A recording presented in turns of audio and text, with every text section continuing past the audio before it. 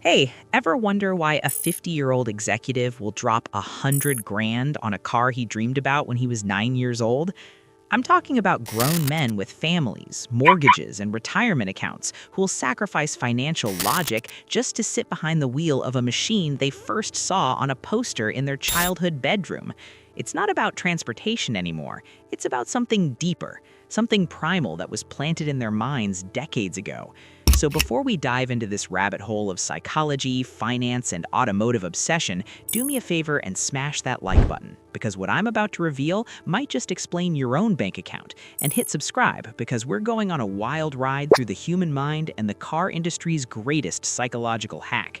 Hey, this is Mark, and you're welcome to AUTOSAYS. Now, let me ask you something that's going to seem random, but stick with me. What's the first car you remember absolutely loving as a kid? Think about it for a second. Maybe it was a neighbor's Corvette, maybe it was a Ferrari you saw in a movie, or maybe it was your dad's old Mustang sitting in the garage. Whatever it is, I guarantee that car still holds power over you today. And here's the crazy part. The automotive industry has known this for 70 years, and they've been weaponizing your childhood memories to empty your wallet. Let me take you back to 1953. This is where our story really begins. General Motors hired a team of psychologists, not engineers, psychologists, to figure out why people bought cars. What they discovered changed everything. They found that children between ages 6 and 12 form what they called automotive imprinting. Basically, the cars they see during this critical window become permanently associated with status, freedom, and identity. GM didn't just stumble onto this information and forget about it. Oh no, they built an entire marketing empire around it. They started sponsoring children's television shows, creating toy car lines, and plastering their vehicles across every piece of media a kid might consume. Ford followed suit, then Chrysler, then every manufacturer on Earth. They realized they weren't selling to adults. They were planting seeds in children that would bloom 30 years later into six-figure purchases. But here's where it gets absolutely wild, and this is something most people have no idea about. The human brain doesn't just remember these childhood cars as neutral objects, it actually hardwires them into your reward system, the same part of your brain that lights up for food, sex, and drugs. When neuroscientists put people in MRI machines and showed them images of their childhood dream cars, their brains looked like they were experiencing genuine euphoria. We're not talking about mild preference here. We're talking about neurological addiction formed before you even hit puberty. Now jump forward to the 1980s. This is when the dream car phenomenon went into absolute overdrive.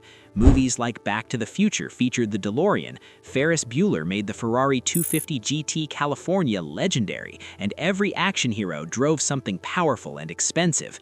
Kids in the 80s weren't just seeing these cars, they were watching their heroes use them to get the girl, save the day, and win at life. The message was crystal clear: the right car equals success, power, and happiness. Meanwhile, toy companies like Hot Wheels and Matchbox were producing billions of miniature dream machines, letting kids hold their future purchases in the palms of their hands. You played with that toy Lamborghini Countach for thousands of hours, acting out scenarios where that car made you cool, made you rich, made you untouchable. Your young brain was running simulations, and every single one ended with that car being the key to everything you wanted in life. Fast forward to today, and those kids from the 80s are now in their 40s and 50s. They're hitting their peak earning years, and guess what they're buying? That's right, the exact cars they obsessed over as children. The Porsche 911, the Corvette, the BMW M3. These aren't just vehicles, they're time machines, taking men back to a moment when life felt full of infinite possibility. But here's the financial reality that nobody wants to talk about, and this might sting a little. The average American spends about $35,000 on a sensible car that does everything they need, gets them to work, hauls the kids, handles the weather. But the average dream car purchase? We're talking anywhere from $70,000 to over $200,000. That's not a small difference. That's a down payment on a house. That's a college education. That's 5 years of retirement savings. And yet, financial advisors report that their clients will ignore every piece of sound advice when it comes to buying their dream car. Logic goes completely out of the window because we're not dealing with logic, we're dealing with a psychological program installed decades ago. Let me share something that'll blow your mind about the used car market. In 1995, a clean Ferrari F40 cost about $400,000. Today, that same car sells for over $2 million. Why? Because the kids who had F40 posters on their walls in 1990 are now wealthy adults willing to pay anything to own that piece of their childhood. The same pattern shows up with 80s Porsches, 60s Corvettes, and 90s Japanese sports cars. The market isn't rational, it's purely emotional, driven by middle-aged men competing to recapture something they can never actually get back. Now, before you think this is just about guys having midlife crises, let me tell you about the research that explains what's really happening psychologically.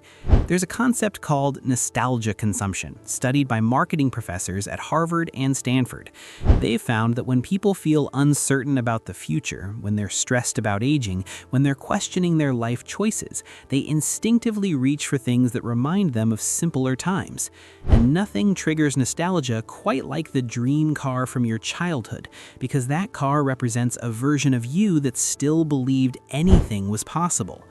The automotive industry knows this, and they exploit it ruthlessly. Watch any Super Bowl commercial for a sports car or luxury vehicle. They're not selling you on gas mileage or trunk space. They're selling you on feeling young again, on reclaiming your sense of adventure, on proving you made it despite all the doubts you had back then. Every shot is carefully crafted to trigger that childhood imprint, the open road representing freedom, the powerful engine representing potency, the sleek design representing the successful person you promised yourself you'd become. But here's where the story takes a darker turn, and I need you to stay with me because this affects millions of people. Financial experts have identified what they call automotive financial trauma, which happens when someone stretches beyond their means to buy a dream car and then faces the harsh reality of ownership costs. Insurance on a high-performance vehicle can run $5,000 to $10,000 annually. Maintenance on exotic cars often exceeds $20,000 per year, and depreciation can vaporize 30% of your purchase price in the first 3 years for certain models. People find themselves house poor and car rich, making sacrifices in every other area of life to maintain this symbol of childhood achievement.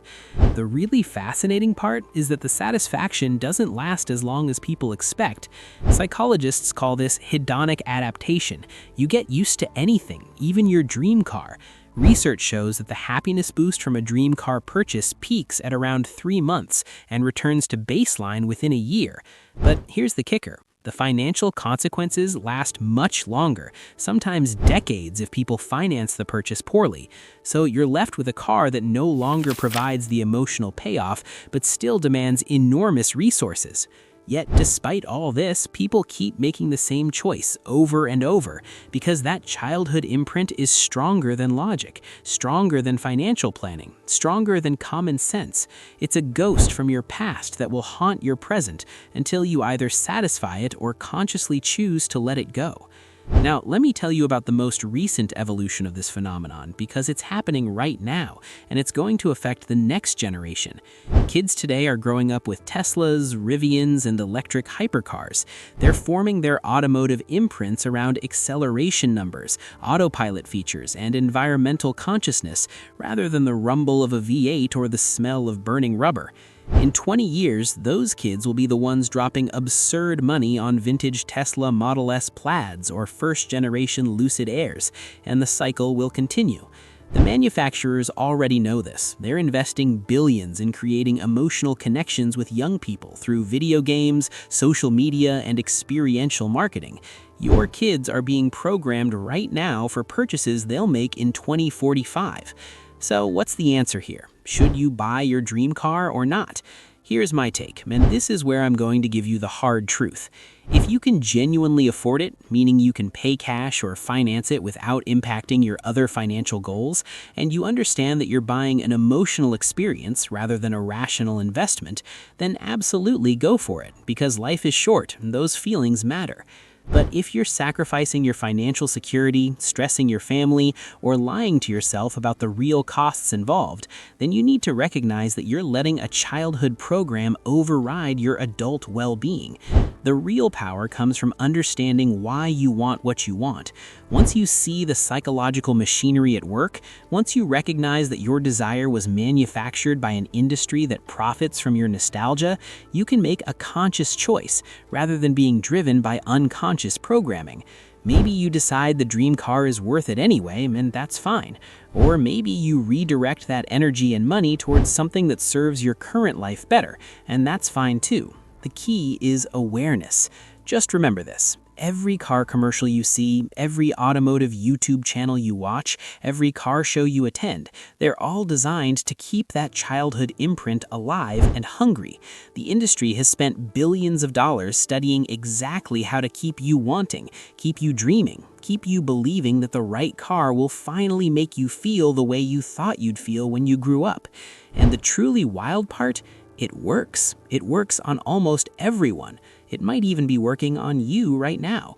So the next time you find yourself staring at that Porsche in the parking lot, or watching videos of Ferraris on the Autobahn, or calculating how much you'd need to save to buy that childhood dream machine, just pause and ask yourself, is this what I actually want? Or is this what a 9-year-old version of me was told to want? Because understanding the difference between those two questions might be the most valuable thing you take away from this video. The dream car psychology is going nowhere. It's too profitable, too deeply embedded in our culture, too effective at separating people from their money. But now you know how it works. Now you've seen behind the curtain, and that knowledge gives you power. Use it wisely, because your financial future might depend on it. If this video opened your eyes to something you've never considered before, make sure you're subscribed, because we're just getting started exploring how psychology, money, and the automotive world collide in ways most people never see. Thanks for watching, and I'll see you in the next one.